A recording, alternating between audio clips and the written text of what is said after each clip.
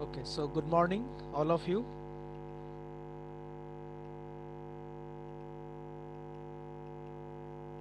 Am I clearly audible?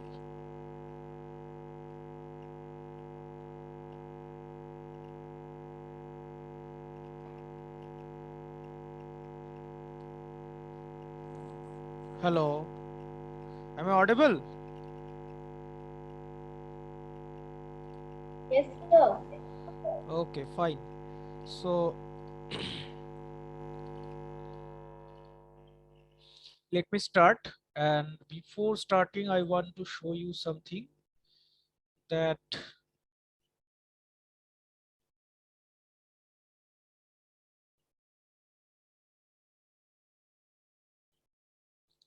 to share my screen. So those who are in the class, please give the attendance and name and roll number in the chat box.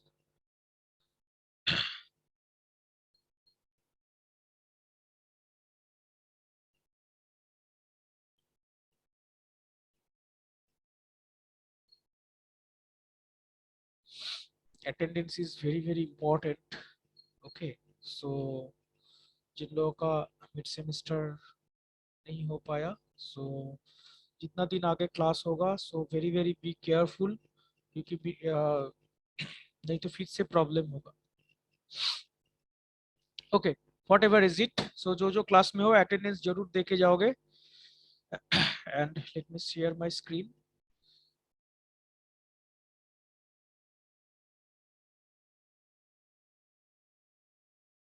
Okay, I think it is visible now. So see here that I have already posted a few materials in today or yesterday, also some numerical problems on which we will discuss today. But the main important thing is the assignment part. Okay, because now already we are getting some information or instruction that we have to prepare the first mid semester marks and like so. So only 19 students submitted their assignments till now. Okay, but the date is already left away, I think 2 months before. So please be serious on it, because सारा कुछ जो है online में recorded है. ठीक है, इसमें कोई भी मैनिपुलेशन, तुम कब सबमिट कर रहे हो कब नहीं, सब कुछ तुम लोग का आंखों के सामने हो रहा है. सो इसमें अगर कोई मान लो अगर नहीं करते हो, अगर कैजुअल रह जाओगे, इसमें तो ज्यादा टाइम नहीं लगता है. ठीक है, थोड़ा सा भी तुम लोग को बोला गया है कि अगर ठीक है एक आध क्वेश्चन अगर नहीं हो रहा है, ठीक कोई प्रॉब्लम नहीं, कुछ तो सबमिट करो. लेकिन अक्सर देखा जाता है कि बहुत सारा स्टूडेंट्स जो है कैजुअल इसको ले लेता है कि चलो मार्क्स तो मिल ही जाएगा. नहीं, पहले जैसा अभी सिचुएशन नहीं है ये. This is not only for my subject. ठीक है, सारा का टीचर हम तुम लोगों के साथ बोलते हैं. हो सकता है तुम लोग मेरे ऊपर गुस्सा हो जाते हो, वॉट एवर. लेकिन एज ए इंचार्ज हम तुम लोगों को बात करना पड़ता है, किसी को तो बात करना पड़ेगा. बाकी टीचर्स लोग उतना बात नहीं करते हैं. खैर जो भी है. सो लेकिन मार्क्स के टाइम में सभी कोई रिफ्लेक्ट होगा और तुम लोग हमको ही बोलोगे सर इस सब्जेक्ट में कम नंबर मिला, ये वो. ठीक है, पहले से जितना हम तुम लोग को मतलब तुम लोग के बेनिफिट के लिए ही बोलते रहते हैं. सो अभी तक जैसा कि प्रोजेक्ट के लिए हमको I do not know what is the reason, maximum teachers के साथ स्टूडेंट्स, कुछ कुछ टीचर्स के साथ हो रहा है काम. ठीक है, लेकिन जैसा कि मेरा ही ग्रुप में आई डू नॉट नो, वो एक दो लड़की भी बोले थे कि सर बात करना है, लेकिन 15 दिन हो गए अभी तक वो लोग आए नहीं, ना कोई बात की. तो you are taking it so lightly.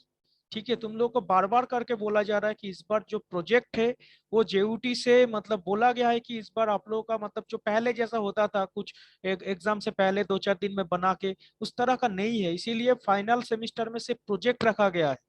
और अभी तक मतलब मैक्सिमम ग्रुप का जो रियलिटी है, जो हर्ष रियलिटी है, कोई ग्रुप अभी तक प्रोजेक्ट किसी भी टीचर से कांटेक्ट नहीं किया है. तो क्या डोमेन और केवल मतलब ओनली इसके बाद मान लो अगर क्रिसमस का अगर छुट्टी हो जाता है, यू हैव ओनली 7 days मोर. 7 दिन टाइम है तुम लोग के पास, इसके बाद 7-8 दिन टाइम मतलब नेक्स्ट वीक. नेक्स्ट वीक के बाद फिर मान लो छुट्टी अगर होता है, देन फिर जनवरी में मतलब टाइम ही नहीं रहेगा, फिर मिड सेमिस्टर, फिर एग्जाम का फॉर्म फिलअप का अगर ऑफलाइन होता है, नोटिस आ जाएगा इसी में, तो प्रोजेक्ट कब करोगे? So think on it. I do not know what you are thinking that मान लो किसी का अगर जॉब हो गया है तो किसी तरह से पास हो जाएंगे, तो हमको यही बोलना है, अगर किसी तरह से अगर मान लो कुछ प्रॉब्लम हो गया, देन हम लोग का कुछ नहीं। ठीक है, सफर तुम ही लोगों को करना होगा। या लैक या फिर प्रोजेक्ट अगर होल्ड हो जाता है 6 महीने के लिए, तो जितना भी बड़ा कंपनी में जितना भी तुमको जॉब मिला है, सब लोग मतलब बहुत ही मतलब इस मैटर में कॉशस रहते हैं। ठीक है, तो 6 महीने के लिए अगर प्रोजेक्ट होल्ड हो जाता है, तुम लोग के कौन होगा, इस बार तुम लोग फर्स्ट स्टूडेंट रहोगे जेओटी बैच का, तो प्रोजेक्ट असेसमेंट कैसे होगा वो भी हम लोग को पता नहीं है अभी तक। ठीक है, तो थोड़ा सा मतलब सीरियस हो जाओ, यही बोलेंगे, और कुछ ही दिन का बात है। ठीक है, ज्यादा दिन तो और है नहीं, तो इतना दिन जो भी कुछ हुआ है, थोड़ा सा सीरियस हो जाओ, और ज्यादा दिन है नहीं, तो बाकी सब आगे ठीक ही होगा। सो यही हमको बोलना था, ये मेरा सब्जेक्ट में इतना ही लोगों का हमको असाइनमेंट्स मिला है। इसमें भी कुछ कुछ लोगों का हमको देखने में आया है कि कॉपी पेस्ट हुआ है। ठीक है, सो हम ऑलरेडी कमेंट किए हैं, तो देख के समझ में आ जाता है। ठीक है, बहुत ही कम स्टूडेंट्स असाइनमेंट सबमिट किया है, तो कौन किससे कॉपी कर रहा है, हैंडराइटिंग मैच हो रहा है नहीं हो रहा है, तो देख के थोड़ा सा समझ में आ जाता है ना। सो बी केयरफुल अबाउट इट, क्योंकि ऑनलाइन में सारा कुछ रिकॉर्डेड हो रहा है। तो यही बोलेंगे, अगर इनकेस मान लो हम लोग को गूगल कोड या फिर कोई अगर इन्वेस्टिगेशन होता है, तो इसमें हम लोग को दिखाना पड़ेगा। सो क्या एक्टिविटीज है, सभी कुछ मतलब सब कोई जो लोग एक्सपर्ट रहेंगे, मतलब जो मान लो कोई सर अगर इन्वेस्टिगेट करते, तो सभी कुछ मतलब शो अप हो जाएगा इसमें। तो इसीलिए थोड़ा सा ध्यान रखना। बाकी तुम लोग इनफ मैच्योर हो, हम डेली डेली बोलते हैं, तुम लोगों को भी सुनने में खराब लगता है, हम लोगों को भी बोलने में खराब लगता है। So what ever is it, तो शुरू करते हैं आज का क्लासेस। जो लोग लेट करके ज्वाइन कर रहे हो, अटेंडेंस रोल नंबर के साथ अटैच करो। चैट बॉक्स हम नहीं देख पा रहे हैं, स्क्रीन शेयरिंग मोड में है। कोई एक अमृतेश,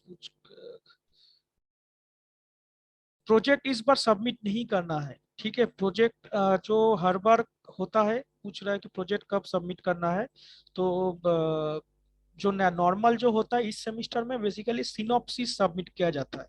दैट मीन्स कुछ प्रोजेक्ट वर्क, मतलब प्रोजेक्ट तो 1 साल का होता है, 7 सेमिस्टर एंड 8 सेमिस्टर मिला के तुम्हारा प्रोजेक्ट वर्क होगा। ठीक है, तो 7 सेमिस्टर में बेसिकली जो है तुम काम इनिशिएट करते हो। प्रोजेक्ट तो मतलब सडनली आज प्रोजेक्ट डिसाइड हुआ, कल तुम मटेरियल्स खरीद के स्टार्ट कर दिए, ऐसा तो नहीं है। पहले उसके ऊपर स्टडी करना पड़ता है, कौन सा अप्रोच, सपोज मान लो कोई भी एक मॉडल तुम चूज कर रहे हो, तो उसको बनाने के लिए 2-3 तरीका हो सकता है। तो तुम क्यों वो मान लो उसमें से A B C 3 तरीका हो गया, तो उसमें से मान लो you are opting B, then why you are choosing B, why not A and C. तो ये सब जो कंपेरेटिव स्टडी है, उसके बाद ना तुम मटेरियल्स वगैरह परचेस करोगे इफ इट इज हार्डवेयर। सो सो यही सब जो ये सब सिनॉप्सिस में ये रिफ्लेक्ट करेगा। ठीक है, दैट मीन्स ये जो टोटल एक सेमिस्टर है, ये टोटल 1 सेमिस्टर में तुम्हारा क्या एक्टिविटी रहा, तो इसका मान लो एक 7-8 पेज 10 पेज का एक सिनॉप्सिस रहता है। किसी किसी का ज्यादा भी होता है, लेकिन मिनिमम उतना पेज का होना चाहिए। तो उसमें एक कंपैरेटिव स्टडी, क्यों तुम उस प्रोजेक्ट को चूज कर रहे हो, ठीक है, उस फील्ड में, मतलब व्हाई दिस प्रोजेक्ट। तो बहुत सारा मॉडल है, तुम लोग तो कोई कभी मांगते नहीं हो, तो मेरे हम लोग के पास भी दो चार तुम लोग का सीनियर का भी 1-2 रेफरेंसेस के लिए अगर होगा तो दे सकते हैं, कोई प्रॉब्लम नहीं है। ठीक है, तो सिनॉप्सिस कोई मतलब नेट पे भी सर्च करोगे, बहुत ही स्टैंडर्ड इंस्टीट्यूट का, सपोज IIT NIT का भी तुम लोग सर्च करोगे, तो कुछ कुछ रहता है कि how to write a final year synopsis, देखोगे उसका कुछ पैटर्न है। ऐसा भी मतलब देने से नहीं होगा। ठीक है, कुछ भी लिख देने से कि एग्जाम होगा, नेक्स्ट एग्जाम से पहले एक दिन बैठ के नेट से कॉपी पेस्ट करके या फिर कोई दूसरा प्रोजेक्ट का नाम फाम चेंज करके उसी को दे देते। ठीक है, इस तरह से करोगे तो खुद का ही लॉस है। और खैर इसमें मतलब ये सब यूनिवर्सिटी में उतना रेस्ट्रिक्शन नहीं है, इसीलिए स्टूडेंट्स का मतलब इसी से पार हो जाता है। लेकिन बाकी IITs NITs में प्लागरिज्म भी चेक होता है। मतलब तुम मान लो सबमिट कर रहे हो, उसका सॉफ्ट कॉपी से तुम कितना परसेंट कॉपी किए हो, सब कुछ चेक होके इज इट कॉपीड और नॉट, चेक होके आ जाएगा। ठीक है, तो कॉपी पेस्ट करने से नहीं होगा। हाँ, मटेरियल तुम देख सकते हो, पैटर्न देख सकते हो, तो वो सेमिस्टर के लास्ट में ही होगा। उससे पहले टीचर से तुमको अप्रूव कराना होगा। जो जो प्रोजेक्ट गाइड है उन लोगों से तुम लोग को प्रोजेक्ट असाइन मतलब दिखा के चेक करके उन लोग का फाइनल अप्रूवल वो वाला कॉपी लेके, अगर एक्सटर्नल एक्सटर्नल तो जरूर रहेंगे, उनके पास जाना होगा, या फिर अगर ऑनलाइन मोड में होगा। लेकिन हमको लगता है प्रोजेक्ट का मैटर है तो इस बार ऑफलाइन का चांसेस ज़्यादा लग रहा है। थ्योरी तो ऑलरेडी हम डिस्क्लोज कर दिए हैं, तो उन लोग से जितना बात हुआ है, तो बाकी सेमिस्टर का होना हो तुम लोग का ऑफलाइन एग्जाम एक तरह से होना तय है। इनकेस वो लोग बोल दिया अगर सिचुएशन बहुत खराब ना हो जाए तो फाइनल ईयर का ऑफलाइन एग्जाम कंफर्म, ये ऑलरेडी वो लोग बोला है। ठीक है, सो आज का लेसन शुरू करते हैं। एंटेना वेव प्रोपगेशन का काफी कुछ हम छोटा छोटा डिस्कस कर रहे हैं। ठीक है, तो कुछ कुछ हम जो यूट्यूब मटेरियल से, ठीक है, मेरा जो क्लासेस है अभी हम यूट्यूब में और अपलोड नहीं कर रहे हैं क्योंकि रिस्पॉन्स बहुत ही कम, एक स्टूडेंट दो स्टूडेंट देखता है तो कोई फायदा नहीं दिख रहा है। सो वॉट एवर, तो कुछ कुछ जो मतलब मान लो जो स्टैंडर्ड वीडियोस है, जो हम दो तीन कंपेरेटिव वीडियोस स्टडी करने के बाद जो हमको लगता है कि वो तुम लोग के लिए हेल्पफुल हो सकता है, और हम कंस्टेंटली मतलब तुम लोग का गूगल क्लासरूम में पेस्ट करते रहते हैं। तो तुम मतलब ऐसा नहीं है कि वो इरेलीवेंट है। ठीक है, तुम लोग का सिलेबस में जो जो है जिसमें से काम आएगा पहले हम उसको देखते हैं। ठीक है, और ये तो मतलब हम पहले भी ये सब्जेक्ट ले चुके हैं, तो कुछ कुछ वीडियोस मेरा दूसरा क्लासरूम में भी है, तो स्टूडेंट्स मतलब तुम लोग का फीडबैक बहुत कम आ रहा है। फीडबैक मीन्स कोई क्वेश्चंस या फिर उस तरह का हमको दिखता नहीं है। खैर रेदर पिछला बैच से कुछ कुछ रेस्पॉन्स हमको मिलता था। खैर उस टाइम में भी ऑनलाइन मोड में भी चलता था, ऐसा नहीं है कि उन लोगों का हार्ट फिजिकल क्लास में होता था। सो थोड़ा सा देखो, क्योंकि अगर ऑफलाइन एग्जाम होता है तो एग्जाम तो देना पड़ेगा, और जेयूटी में तो तुम लोग जानते हो कि एक अलग अलग डिवीजन से पास मार्क होता है। ऐसा नहीं है कि टोटल पहले जैसा होता था 35 नंबर लाओ और पास हो गया, इधर से 25 नंबर मिल गया, उधर से 10 नंबर पास हो गया। तो इंडिविजुअल सेक्शन है तुम लोग के लिए, तो मिड सेमिस्टर में अलग करके पास करना पड़ता है, 70 नंबर में भी अलग करके पास करना पड़ता है। ऐसा ही तो हम जानते हैं। खैर उसके बाद तो लॉकडाउन की वजह से एग्जाम हो ही नहीं रहा है। I think 21 is the pass mark in 70, am I right? 21 number होता है ना? Yes sir. Okay, so 21 number मतलब मान लो अगर कोई बिना पढ़े लिखे जाओगे, सो 21 नंबर भी बहुत नंबर है। ठीक है, एक नंबर के लिए भी स्टूडेंट सफर करता है। फ्रेंकली स्पीकिंग, एक नंबर के लिए तुम लोग का सीनियर ही है एक नेहा कुमारी, लड़की लोग शायद जानती हो, हॉस्टल में रहती थी, एक नंबर के लिए अभी भी घूम रहा है, ओनली वन। तो एक नंबर कितना मैटर करता है ये हम भी जानते हैं। हम लोग का लाइफ में भी मतलब ऐसा कुछ इंसिडेंट्स है, मतलब एक एक नंबर कितना क्रुशियल होता है तो समझ में आता है। तो अब तब उस टाइम में आता है कि सर मिड सेमिस्टर में एक नंबर ज्यादा मिल जाता, तो ये तो कोई नहीं जानता है ना। तुमको 22 मिल रहा है, 23 नंबर मिलते तो तुम्हारा करियर हैम्पर नहीं होता, तो ये पहले किसको पता रहे। So this is the main scenario, be serious. ठीक है, फाइनल ईयर में हो, समझ रहे हैं, और भी दूसरा दूसरा काम रहता है, प्रिपरेशन रहता है, प्लेसमेंट का बहुत सारा एक्टिविटीज है, ट्रेनिंग चलता है, लेकिन जितना भी मतलब मिनिमम एफोर्ट है वो मिनिमम तो तुम लोगों को देना पड़ेगा। ठीक है, अभी तक मतलब तुम लोग पास आउट नहीं हुए हो यही बोलेंगे, तो किसी का मतलब हैम्पर या हैरासमेंट ना हो यही बोलेंगे, क्योंकि हमको भी खराब लगता है जब एक दो नंबर के लिए बार बार स्टूडेंट एग्जाम देते फिर बाकी फ्रेंड लोग भी पास हो जाते हैं, तो एक साइकोलॉजिकल एक प्रेशर भी रहता है, अकेला एग्जाम देना है। समझ रहे हो बात को आई थिंक।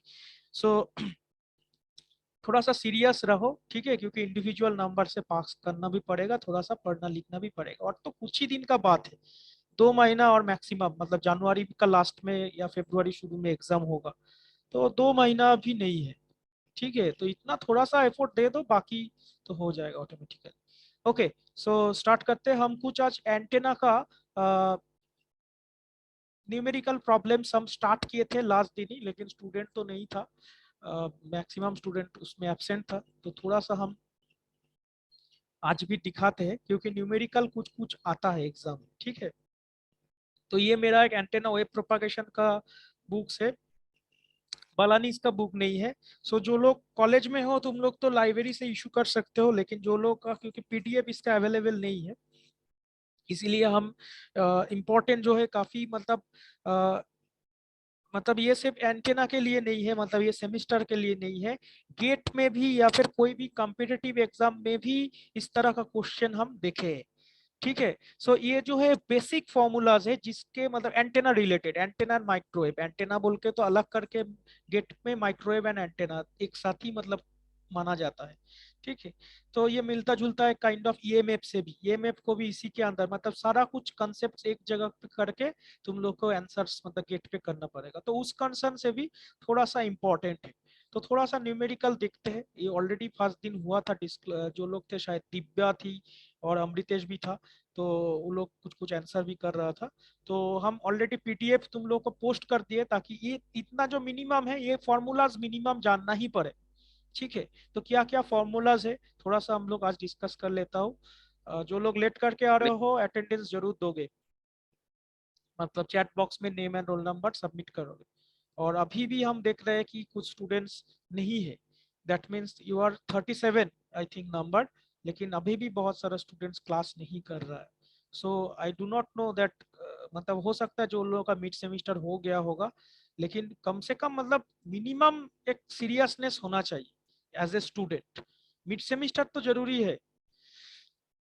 ओके, सो देखो फर्स्ट जो एक एग्जांपल दिया गया है कि if the electric field strength of a plane wave is 2 volt per metre, if you have pen and paper please थोड़ा थोड़ा करके लिखते जाओ। ठीक है, ये तो ऑलरेडी पोस्ट हम कर दिए ताकि तुम लोग बाद में भी इससे डाटा मतलब देख के लिख सकते हो, लेकिन थोड़ा थोड़ा फॉर्मूलाज वगैरह अगर लिखोगे तो बढ़िया रहेगा। तो एक इलेक्ट्रिक फील्ड स्ट्रेंथ दिया हुआ है कोई भी एक मीडियम का, what is the strength of magnetic field. तो ये क्वेश्चन वाइस वर्सा भी हो सकता है। सपोज कोई एक प्लेन का मतलब मीडियम का मैग्नेटिक फील्ड दिया हुआ है एंड इलेक्ट्रिक फील्ड पूछा जा रहा है, यहाँ पे इलेक्ट्रिक फील्ड स्ट्रेंथ दिया हुआ है, तुम लोग को मैग्नेटिक फील्ड पूछा जा रहा है। ठीक है, इन फ्री स्पेस पे पूछा जा रहा है। सो इसका जो फॉर्मूला होता है ये basically E/H, that means electric field strength by magnetic field strength equal to हो जाता है एफिशिएंसी। ठीक है, या फिर ईटा बोल सकते हो। सो H इक्वल्स टू E/N, ये फॉर्मूला से हम लोग को करना पड़ेगा। सो यहाँ पे देखो E इक्वल्स टू दिया हुआ है 2 वोल्ट पर मीटर, एंड यहाँ पे जो जितना सारा मतलब प्रॉब्लम है हम माइक्रोवेव में भी बोलते थे, यहाँ पर भी बोलेंगे, मतलब यूनिट के ऊपर थोड़ा सा ज्यादा ध्यान दोगे। ठीक है, एग्जाम में ऐसा डायरेक्ट हो सकता है नहीं आए, तो तुम लोग को हमेशा जो करना है एसआई जो सुविधा रहेगा उसी में करना पड़ेगा, लेकिन मैक्सिमम केसेस में हम लोग एसआई यूनिट पे कन्वर्ट करके फिर प्रॉब्लम को सॉल्व करते हैं। ठीक है, तो यहाँ पे 2 वोल्ट पर मीटर दिया हुआ है, that means volt per metre ये एसआई यूनिट पे ऑलरेडी है। सो यहाँ पे हम लोग एसआई यूनिट पे ही सॉल्व कर रहे हैं। सो 2 यहाँ पे लिख दिए हैं। नाउ यहाँ पे जो नोटिस करना है, हम इसीलिए मतलब इसके ऊपर कंसंट्रेट कर रहे हैं या फिर तुम लोग को ये पीडीएफ शेयर किया कि कुछ कुछ डाटा जो है ठीक है वो याद रखना पड़ेगा। जैसा कि मान लो यहाँ पे फ्री स्पेस दिया हुआ है, फ्री स्पेस में ये इस टाइप का अगर प्रॉब्लम होता है आता है तो फिर ये मतलब ये जो ईटा है, ईटा इक्वल्स टू हमेशा हम लोग का 120 पाई कंसीडर करना पड़ेगा। अगर मान लो कोई और मीडियम दिया हुआ रहेगा उस टाइम में ये ईटा का वैल्यू ऑलरेडी गिवन रहेगा। ठीक है, सो इलेक्ट्रिक फील्ड या फिर मैग्नेटिक फील्ड दोनों से वाइस वर्सा अगर क्वेश्चन पूछा जाएगा then you have to remember this value 120 pi. ये हो सकता है क्वेश्चन में दिया हुआ रहेगा, नहीं भी दिया हुआ रह सकता है। ठीक है, फ्री स्पेस रहेगा तो फिर 120 पाई हम लोग को कंसीडर करना पड़ेगा। ठीक है, तो इसको अगर न्यूमेरिकल कैलकुलेटर से सॉल्व करोगे तो हम लोग का जो आंसर आएगा 5.2 मिली एम्प पर मीटर। ठीक है, पर मीटर, इसी ये मतलब एम्पियर पर मीटर है, इसी में इसमें भी आंसर खत्म कर सकते हो, लेकिन अगर उसको अगर तुम लोग थोड़ा सा ये दिखने में ठीक नहीं लगता है 0.0052 ये भी करेक्ट है। ठीक है, तो इसको अगर मिली में अगर कन्वर्ट कर दोगे तो ये आ जाएगा। कन्वर्शन में स्टूडेंट्स का बहुत ज्यादा गलती होता है, ये मतलब हम देखे हैं। ठीक है, क्योंकि स्टूडेंट मतलब इस तरह से मतलब जो मिली से मीटर में, सेंटीमीटर से मीटर में, ये बहुत ही कॉमन चीज है, लेकिन स्टूडेंट्स इसमें बहुत ज्यादा मिस्टेक्स करते हैं, इसीलिए आंसर गलत आ जाता है। ठीक है, तो अगर मान लो ऑनलाइन एग्जाम होता है, अगर मान लो तुम ऑफलाइन एग्जाम देने के लिए जाते हो, फिर भी टीचर इतना स्टेप्स तुम्हारा देख के हो सकते हैं कुछ नंबर कंसिडर कर सकते है ना। मान लो अगर 5 नंबर का क्वेश्चन है, चलो इधर थोड़ा सा लास्ट लाइन में गलती हुआ है तो हो सकता है वो 3 नंबर दे दे, लेकिन अगर ऑनलाइन एग्जाम है, ऑनलाइन एग्जाम का यही सबसे डिसएडवांटेज है गेट में या फिर जो भी कॉम्पिटिटिव एग्जाम्स है, ठीक है, कोई भी तुम लोग जानते हो एप्टीट्यूड्स देते हो, तो उसमें जो है ना यहाँ पे ये वैल्यू पुट किया हुआ रहेगा, इधर ये वैल्यू पुट किया हुआ रहेगा या फिर ये वैल्यू पुट किया हुआ रहेगा। तो दोनों में से ये आंसर में से तुम्हारा एकदम उसमें से कोई तो मैनुअल चेकिंग होगा नहीं, ठीक है ना, कंप्यूटर के थ्रू चेक होगा। तो फिर कोई स्टेप्स का कोई फायदा नहीं, मान लो तुम 2 पेज कैलकुलेशन की हो, सब कुछ सही सही है, लेकिन यहाँ पे 5.1 तुम्हारा आंसर आ गया, देन यू विल गेट 0। तो यही एक ऑनलाइन एग्जाम का मतलब गेट का इस तरह का पहले जब होता था 10 साल पहले, उस समय रिटन एग्जाम भी होता था, मतलब गेट एग्जाम में थ्योरेटिकल। तो हो सकता है ह्यूमन साइकोलॉजी, जब एक मतलब एक स्टूडेंट मान लो सारा कुछ स्टेप्स वगैरह सारा कुछ फॉर्मूला सब सही सही लिख लिख के आ रहा है, तो आंसर के एकदम लास्ट लाइन के जैसा होता है मैथमेटिकल, तुम लोग जानते हो स्कूल में भी दिए हो कि कुछ पार्ट मार्किंग रहता है ना, तो वो ऑनलाइन सिस्टम में पॉसिबल नहीं है। ऑनलाइन सिस्टम में पार्ट मार्किंग पॉसिबल नहीं है, एकदम करेक्ट आंसर हुबहू मैच होगा, ग्रीन हो जाएगा, तब जाके तुम्हारा नंबर मिलेगा, अदरवाइज थोड़ा सा भी प्रॉब्लम रह जाएगा तो दिक्कत है। तो इसीलिए ये एक ऑनलाइन का डिसएडवांटेज है, लेकिन चलो कुछ बेनिफिट भी है। ओके, सो और एक एग्जांपल देखते हैं। कुछ कुछ हम जो मार्क करके रखे हैं वो बहुत ही इंपॉर्टेंट है, उसमें से कुछ कुछ जो है मतलब फॉर्मूलाज या फिर कुछ डाटा हम लोग को याद रखना पड़ेगा, ठीक है। इसीलिए देखोगे हम जहाँ पे टिक मार्क करके रखे हैं ना, वो सब मतलब थोड़ा सा फोकस करोगे, क्योंकि हम एक कम्पिटिटिव एग्जाम में भी इस तरह का क्वेश्चंस देखे।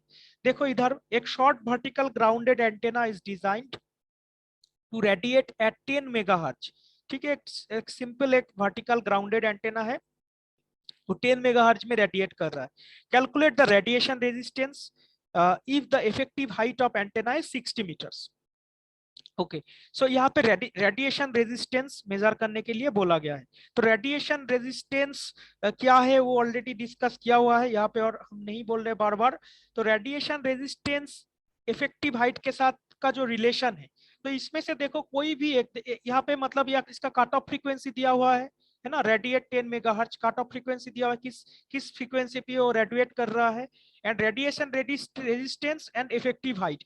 तो इस प्रॉब्लम में तो ये पूछा गया है कि रेडिएशन रेजिस्टेंस, लेकिन कोई और एक क्वेश्चन में हो सकता है इफेक्टिव हाइट पूछ दे, ठीक है। दैट मीन्स हम लोग को फॉर्मूला जो है वो अगर हम लोग जानेंगे तो कोई भी एक मिसिंग कर देगा, बाकी डाटा तुम लोग के सामने अवेलेबल होगा। तो फॉर्मूला हम लोग को जानना बहुत ही इंपॉर्टेंट है। तो यहाँ पे देखो इफेक्टिव इफेक्टिव हाइट यहाँ पे आई ई या फिर एल ई से डिनोट किया गया है। सारा कुछ हम लोग एसआई में कन्वर्ट कर लेंगे, ठीक है। 60 मीटर्स यहाँ पे दिया हुआ है। एंड फ्रीक्वेंसी देखो जो हम बोल रहे थे कट ऑफ फ्रीक्वेंसी या फ्रीक्वेंसी जिसमें रेडिएट हो रहा है, एफ इक्वल्स टू 10 मेगाहर्ट्ज। तो F equals to 10 megahertz means इसको अगर लैम्डा में कन्वर्ट करोगे तो फॉर्मूला यू नो, तो लैम्डा में अगर हम लोग कन्वर्ट करते हैं ना, तो दिस इज द फॉर्मूला, मतलब एसआई यूनिट पे 300 बाई एफ कर देने से डायरेक्टली 300 कहां से आ रहा है बेसिकली, यू नो दैट, मतलब एसआई यूनिट पे अगर हो रहा है, उस एसआई यूनिट पे लाइट का वेलोसिटी कितना होता है, 3.8 इंटू 10⁸ मीटर पर सेकेंड, यही तो होता है ना। सो सो उसको अगर हम लोग मेगा में कन्वर्ट कर देंगे, उसको अगर हम लोग मेगा में कन्वर्ट कर देंगे तो 10⁻⁻8 बाई 10⁻6 हो जाता है। तो वहां पे सारा जीरोस कट करके दिस इज मतलब अगर कोई मतलब सिंपल मान लो, ये मतलब एक ट्रिक है, मतलब गेट फेट में भी तो हम लोग को टाइम भी सेव करना रहता है ना। सपोज मान लो एक फ्रीक्वेंसी मेगाहर्ट्ज रेंज में दिया हुआ है, क्योंकि एंटेना में मैक्सिमम केसेस में मेगाहर्ट्ज रेंज में काम होता है आजकल के जमाने में, ठीक है। अभी तो किलो हर्ट्ज में भी होता है, टेरा हर्ट्ज में भी कुछ कुछ एंटेनास डिजाइन हो रहा है। तो मेगा हर्ट्ज में अगर दिया हुआ है, so this is the very simple trick कि लैम्डा फाइंड आउट करने के लिए जस्ट 300 से उसको डिवाइड कर दो, क्लियर हुआ। लेकिन याद रखना पड़ेगा वो मेगा हर्ट्ज में है, मतलब फ्रीक्वेंसी मेगा हर्ट्ज में था, तो आंसर भी तुम्हारा जो लैम्डा आएगा वो भी उसी डोमेन में होगा, ठीक है। सो अगर मतलब तुम लोग सिंपल तरीका से करना चाहोगे तो भी सेम ही आंसर आएगा। सपोज 10 मेगाहर्ट्ज को तुम लोग पहले हर्ट्ज में लेके जाओ, ठीक है। हर्ट्ज में लेके जाने से देन लैम्डा इक्वल्स टू जब सी बाई एफ जब करोगे तो सी का वैल्यू उस समय 3 इंटू 10⁸ करोगे तो ये सेम ही आंसर आएगा बेसिकली, और कुछ नहीं। तो मेगा हर्ट्ज को जब हम लोग लैम्डा बनाएंगे तो 300 बाई एफ कर देंगे डायरेक्टली, इसीलिए देखो एफ के बगल में मेगाहर्ट्ज लिखा हुआ है, दैट मींस इट इज, हम लोग इसको मेगाहर्ट्ज रेंज में कर रहे हैं। ओके, सो लैम्डा का वैल्यू हम लोग का इधर से मिल जाएगा डायरेक्टली, ये फ्रीक्वेंसी वैल्यू से हम लोग को लैम्डा का वैल्यू मिल जाएगा।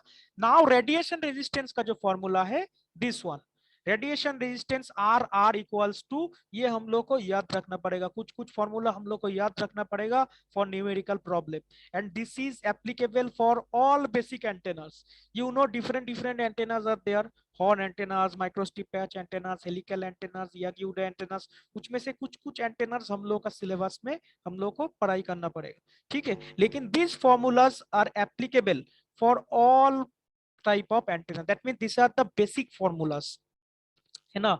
जैसा मैथमेटिक्स में अगर मान लो A square plus B square formula, कोई भी अगर एलजेब्रा करते हो तो वो फॉर्मूला हम लोग को सेम ही रहता है, कॉमन फॉर्मूला है A plus B whole square formula. So ठीक उसी तरह से ये सब जो बेसिक फॉर्मूला है ये हर एक जगह के लिए सेम ही रहेगा। ओके, सो ये अगर फॉर्मूला तुम लोग को पता होगा, R R equals to 160 pi square effective height square by lambda square, ठीक है। तो इसमें से हम बार बार बोल रहे हैं, सपोज मान लो इसमें रेडिएशन रेजिस्टेंस दिया हुआ रहेगा, तुमको इफेक्टिव हाइट कैलकुलेट, इधर यहाँ पे नीचे भी हम दिखाएंगे, अभी इस तरह का भी है, तो इफेक्टिव हाइट कैलकुलेट करने के लिए बोला जाएगा, तो सिंपल हो जाएगा, है ना। आर आर मतलब radiation resistance into lambda square by 160 pi square, इसका रूट निकालना पड़ेगा अगर इफेक्टिव हाइट करोगे। तो दिस इज द फॉर्मूला यहाँ पे किया हुआ है, सिंपल, मतलब इसमें तो कुछ और नहीं है, मतलब न्यूमेरिकल कैलकुलेटर में सॉल्व करोगे तो ये आंसर तुम लोग का किलो ओहम में मिल जाएगा। This is the ohm, and इसको अगर कन्वर्ट करोगे तो किलो ओहम में इसका आंसर आएगा। तो ये फॉर्मूला एक इंपॉर्टेंट हो गया कि how to, how effective height and wavelength and radiation resistance is interrelated in between them, ठीक है, ये भी एक इंपॉर्टेंट हो गया। ठीक इसी तरह से हर एक यहाँ पे जो प्रॉब्लम सारा दिया हुआ है, सारा कुछ मतलब बेसिक प्रॉब्लम दिया हुआ है, ठीक है, कोई भी इसमें कुछ एक्स्ट्राऑर्डिनरी कुछ नहीं है। देखो यहाँ पर भी सेम चीज, सेम एक सेम फॉर्मूला, मतलब इसको हम हाईलाइट नहीं किए ताकि सेम फॉर्मूला यूज हुआ है, लेकिन थोड़ा सा इसमें भी एक चीज जानना पड़ेगा, that an antenna has an effective height of 100 metres, ठीक है, इफेक्टिव हाइट दिया हुआ है, and current at the base is 450 amperes. Current जो है वो अगर बेस में अगर जो, दैट मींस जो फीडिंग करंट है, ठीक है, करंट को जो हम लोग यहाँ पे बोल रहा है दैट मींस ये फीडिंग करंट है। सो आरएमएस जो है वो दिया हुआ है एट 40,000 हर्ट्ज, 40,000 हर्ट्ज पे दिया हुआ है। What is the power radiated, power radiated पूछा जा रहा है, if the total resistance of the antenna circuit is 1.12 ohm, total resistance भी दिया हुआ है, what is the efficiency of the antenna. तो काफी सारा कुछ यहाँ पे देखो पूछ दिया गया है। सो देखो यहाँ पे जो बेसिक बेसिक चीज हम लोग को जानना पड़ेगा, ये तीनों फॉर्मूला हम लोग को यहाँ पे ऑलरेडी नोट डाउन करना पड़ेगा, मेनली दो फॉर्मूला यहाँ पे हम लोग को जानना पड़ेगा। First one is power radiated, power radiated equals to, हम लोग का जो मेन जो पावर का फॉर्मूला है, you know that I square R होता है, P equal to I square R, हम लोग सभी कोई जानते हैं। तो वही इधर लिखा हुआ है कि radiated power equals to radiated resistance हो जाएगा into I square R M S, I square क्या हो जाएगा, जो हम लोग का फीडिंग करंट हो रहा है, ठीक है। So R R equal to radiation resistance, radiation resistance का फॉर्मूला पिछला प्रॉब्लम में भी हम लोग देखे हैं, पिछला प्रॉब्लम में भी देखे 160 pi square by effective height by lambda whole square, that means ये वाला फॉर्मूला, सेम फॉर्मूला, ये वाला फॉर्मूला, ठीक है, ये वाला फॉर्मूला जो हम बोल रहे थे कि कुछ भी पूछा जा सकता है, ठीक है। सो ये दो फॉर्मूला हम लोग को चाहिए। अब देखो यहाँ पे जो करना पड़ा हम लोग को, रेडिएशन रेजिस्टेंस, इसको अगर कैलकुलेट किया जा रहा है, इसको मतलब सारा कुछ 160 इंटू पाई स्क्वायर, ये सब वैल्यू अगर देके करोगे that means pi equals to 3.14, उसका होल स्क्वायर हो जाएगा। सो 160 इंटू 3.14 करने से ये आ जाएगा nearly equal to then effective height by lambda whole square. इसी फॉर्मूला से लैम्डा का वैल्यू ऑलरेडी गिवन है, लैम्डा का वैल्यू ऑलरेडी गिवन है 40,000 हर्ट्ज दिया हुआ है। सो इसमें से इफेक्टिव हाइट हम लोग को मिल जाएगा, आई का वैल्यू मिल जाएगा, आई का वैल्यू मिल जाएगा, and I R M S देखो ऑलरेडी गिवन है। I R M S means बार बार बोल रहा हूँ feeding current, I R M S कितना करंट से तुम उस एंटेना को फीड कर रहे हो। So I R M S 450 ampere दिया हुआ है, it is already in SI unit.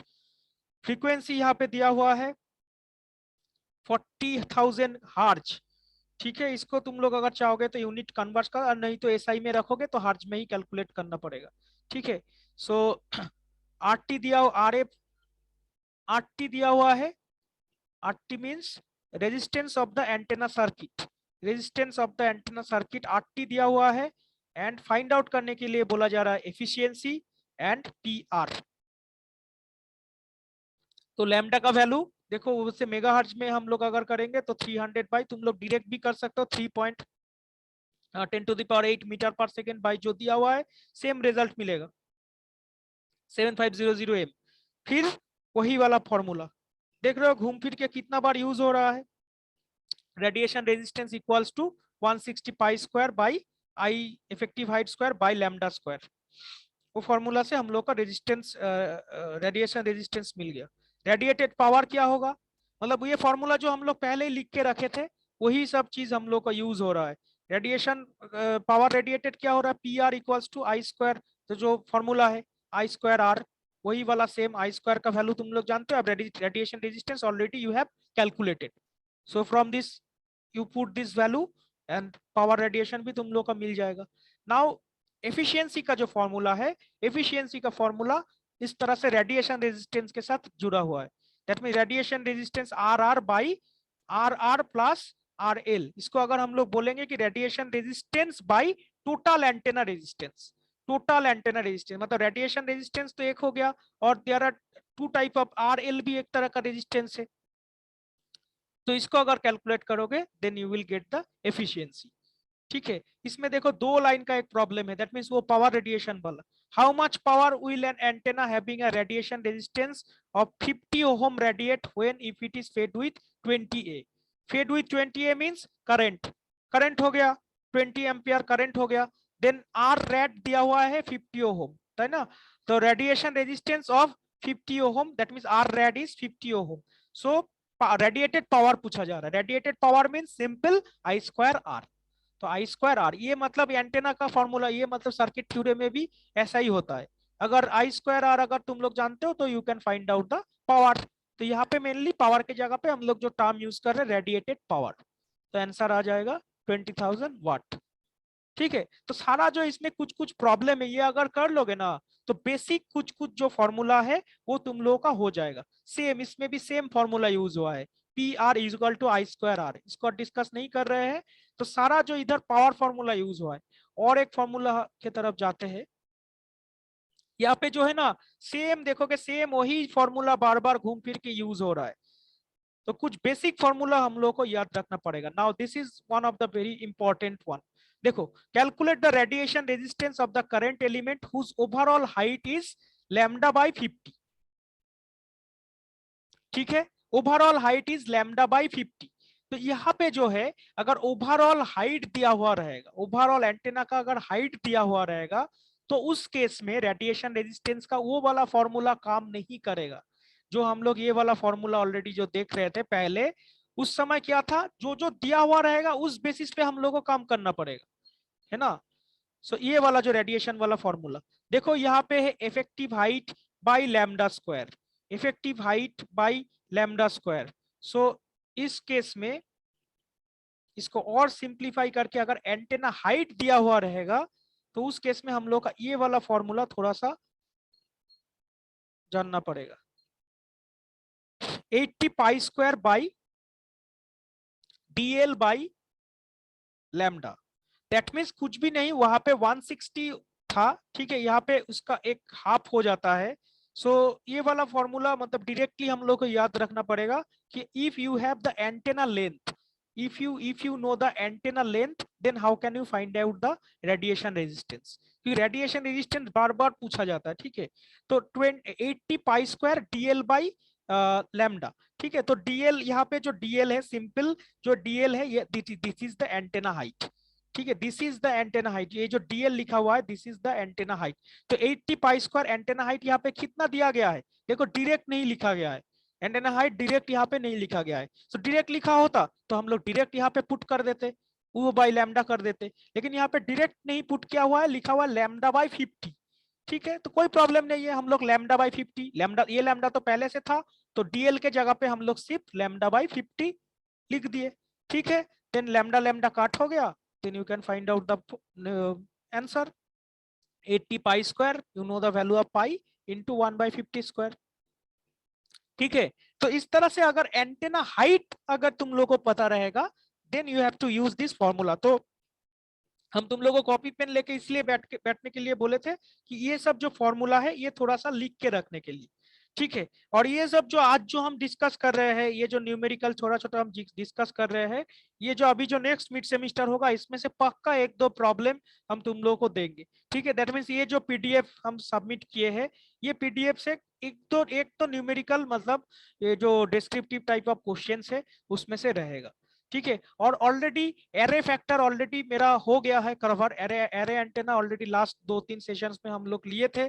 सो उसका भी एक प्रॉब्लम हम यहाँ पे दिए हैं, उसका full null beam width and full null beam width and half null beam width, half power beam width कैसे कैलकुलेट किया जाता है, वो भी दो फॉर्मूला यहाँ पे लिखा हुआ है। ठीक है, फॉर्मूला का डिराइवेशन जो है, ये फॉर्मूला मतलब तुम लोग बोल सकते सर कहाँ से ये फॉर्मूला आ रहा है। फॉर्मूला का जो डिराइवेशन है, ठीक है, वो मतलब अगर देखना चाहते हो तो देख सकते हो, कोई प्रॉब्लम नहीं है।